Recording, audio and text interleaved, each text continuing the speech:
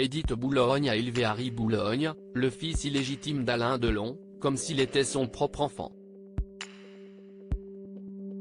Une enfance très difficile pour Harry Boulogne, qui a été élevé dans le culte de l'acteur, comme le révèle le biographe Bernard Pasquito. Pendant toute sa vie, Harry Boulogne s'est battu pour qu'Alain Delon reconnaisse qu'il était son père légitime. Mais il n'a jamais obtenu gain de cause. Né le 11 août 1962 à Paris, Christian Aaron Pavgon était le fils de la chanteuse allemande Nico. Sa mère, membre du groupe Velvet Underground, l'a amené avec elle à New York pour vivre de sa passion. Alors que sa carrière prenait de l'ampleur, Nico a réalisé qu'elle ne pouvait pas élever cet enfant seule. Elle a alors demandé à Édith Boulogne, la mère d'Alain Delon, qu'il soit gardé par une personne de confiance. Et c'est donc Édith Boulogne qui a décidé de s'occuper de cet enfant. Elle l'a ramené avec elle à son domicile de Bourg-la-Reine, et l'a élevé comme son propre fils. Ou plutôt, comme son petit-fils.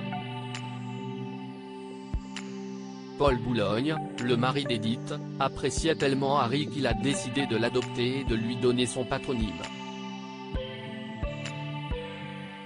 Forcément, le jeune garçon a grandi en voyant régulièrement son supposé père biologique. Dans le documentaire Héritage, Alain Delon, le dernier combat du guépard, diffusé sur Énergie 12 en 2021, on apprenait qu'Harry Boulogne avait demandé un test de paternité à Alain Delon. Une requête qui avait été refusée par le samouraï.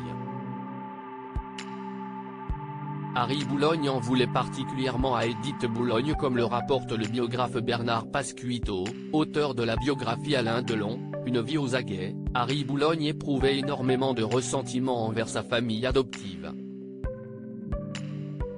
Lorsqu'il a rencontré le défunt en 2022, il avait révélé ce qu'il aimerait dire à Alain Delon. Je lui dirais, pourquoi tu ne veux pas discuter avec moi ? Pourquoi tu as laissé faire tout ça ? Ils m'ont enlevé à ma mère, la personne la plus importante de ma vie, pour ensuite me rejeter. Je ne comprends pas, se demandait Harry Boulogne. Selon Bernard Pasquito, le photographe décédé à l'âge de 60 ans en voulait beaucoup à Édith Boulogne.